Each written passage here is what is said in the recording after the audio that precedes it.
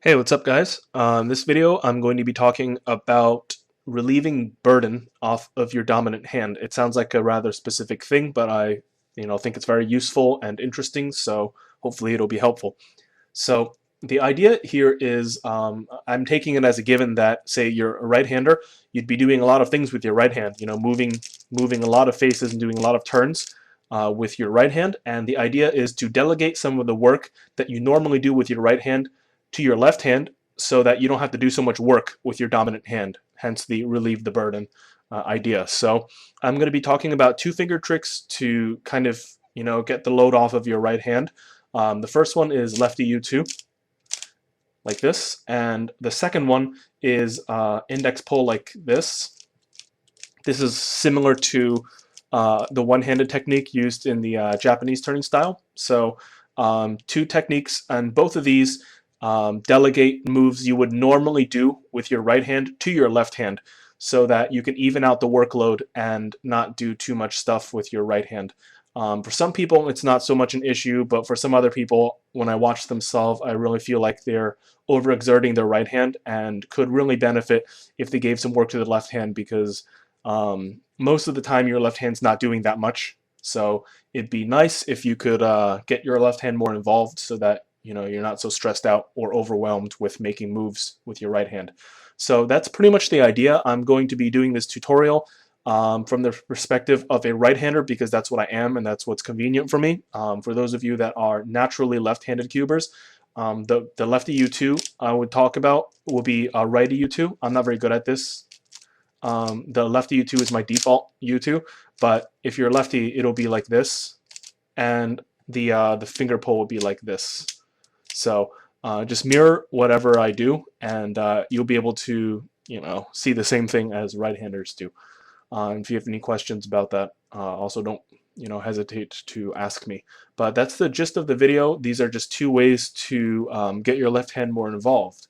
So let's get started and let's take a look at lefty U2. All right, so this segment will be about lefty U2. Remember, if you're a lefty, it'll be about righty U2, which I can't do at all because I was taught to do lefty U2 as default as a beginner. But I think it definitely has its merits, especially if you can do righty U2. That gives you so much flexibility, it's not even funny.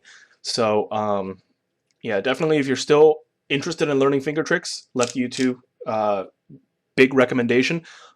Because if you're doing 2-gen, something R and U, which is the dream move group for a right-hander because it's like, the sides that play to your strength. You want your left hand to do more stuff. Right now, if you were to do 2-gen, you can imagine your left hand being responsible for U prime. And that's about it, right? Because U2 would be done with your right hand, which again, I'm terrible at. U will be done with your right hand, and R prime and R2 will be done with your right hand. And I just feel like that's really imbalanced. You have all these different turns.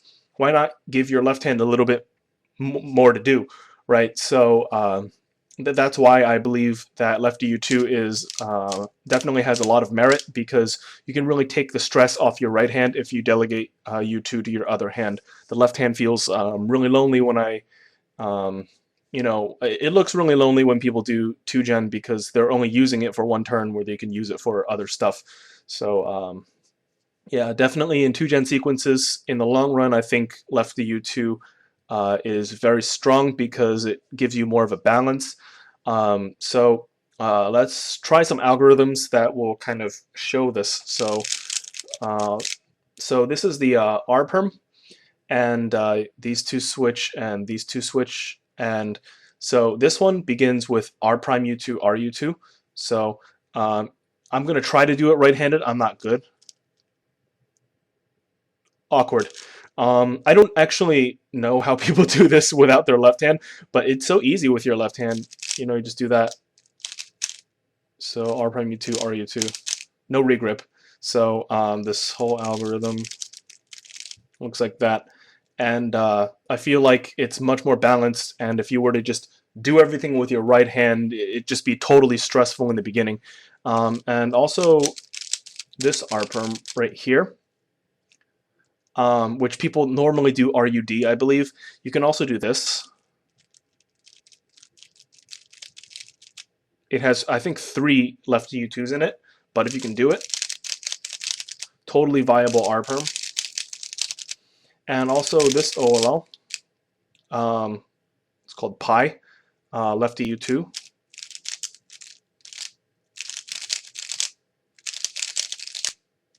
Yeah. So I think definitely it has its merits. You can incorporate this in F2L to kind of take a load off your right hand. And also you can incorporate into algorithms, and it'll make the algorithms flow. Sometimes you can use it to avoid regrips. And sometimes people can be open to new algorithms. The deal with being open to algorithms is that you can only do an algorithm if your set of techniques supports it. So if the algorithm has a funny turn and you can't physically do it, then you probably won't use the algorithm. So the more things you can do physically, the more algorithms you can consider, and obviously the more choices you have, the more freedom and the better options are there. So not saying you always find a better option if you know this, but definitely they're out there and they exist, and I found many of them already. So yeah, I think lefty U2 is a really nice thing to know.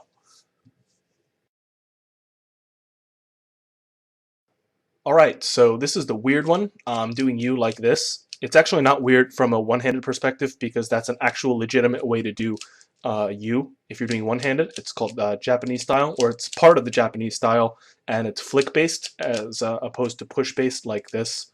Can't even do this right because I don't do it. So I do the U like this, and you can actually port it over directly to two-handed solving, and it's pretty good. I first started doing it for two-handed because I just thought it'd be funny. It'd look really weird and people would be like, what the heck is this guy doing, kind of thing. But then I quickly realized that there was actual practical value to this. It just wasn't funny, it was useful. So I decided to take it more seriously and, thought about where I should fit this and where I should not. Speaking of where you shouldn't do it, please don't do it for every opportunity you get a U. It's ridiculous because you can't do this consecutively very quickly. I don't think anyone can really do this consecutively very quickly. If they can, they should immediately start doing one-handed. But in any case, it's not good for consecutive use. But it could be good if you have a long string of moves and you want to substitute a U move with your left hand so that your right hand doesn't have to work too hard. This is an example right here. This is your typical Soon algorithm. It's very normal. And if you were to do it with your right hand, you would have to do this U with a regrip, kind of like that. But what you can do is you can do the second U with a lefty, move like this, and you can incorporate the lefty U2 in it also for the U2. So my way of doing a Soon would look like this.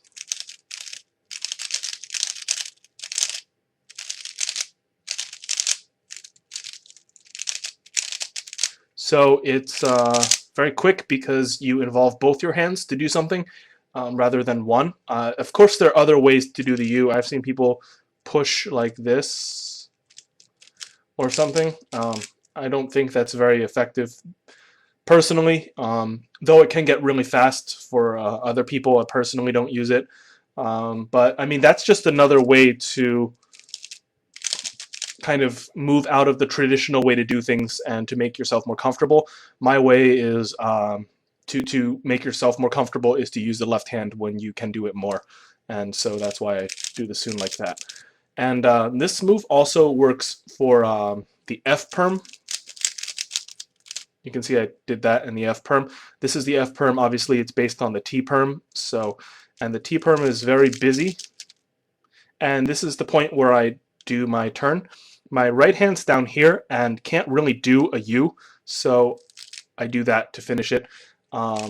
Lastly, in terms of the ALG department, you can also do it for U perms. So like this counterclockwise U perm, you can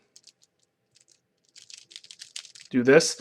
And normally your right hand would do the U, so in the time your left hand does it, you can regrip, so it buys some time for the regrip. And you can also do it for the other U perm. This is a clockwise U perm, and you can do the U like this, like that, and it's pretty handy. Remember to the main idea is to not make your right hand do every single thing because that's not fun. So definitely start using your left hand to relieve the stress. Last thing you can do with this is you can do AUFs. So you can do this to AUF, and you can also AUF the other way. So if this other U perm counterclockwise, like that. And the AUF can be done really quickly, and it's just another way to finish the solve. If your right hand is not in a position to do a U, sometimes the algorithm will, pull you out of position to finish the solve, so you can use your left hand to finish up the solve. So in short, you can use this in algorithms. You can definitely use it in pairing sequences. Pretty much any stream of R and U move where you have a lot of U's and you just want to stick one lefty U in.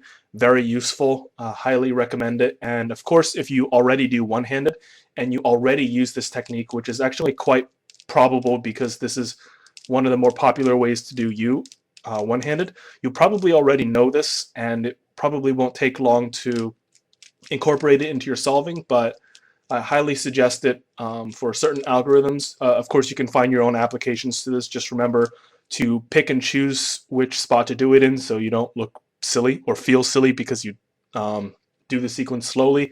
So remember not to do it consecutively. But that's pretty much the gist of this finger trick. It's to just give more work to your left hand so your dominant hand doesn't have to do too much stuff, because that can be overwhelming at times. So this pretty much wraps up the video. There's just two ways to relieve stress off of your dominant hand.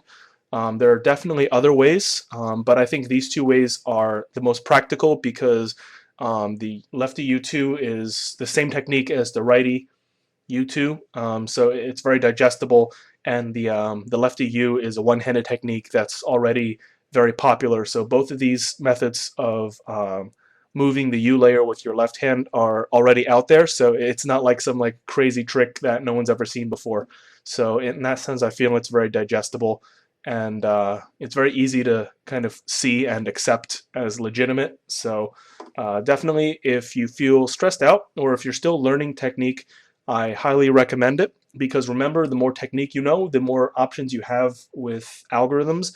Sometimes if you don't have a wide enough set of technique, you can't do an algorithm that other people with the set of technique could do, and you don't want to be missing out. So would for sure consider this if you have the time to work it in. So I hope this video was useful. It's the first finger trick video I made, so if you have any suggestions or if you want me to talk about other stuff, feel free to let me know through comment, message, or however you want to reach me online, and I'll be happy to respond. So thanks for watching. See you in the next video.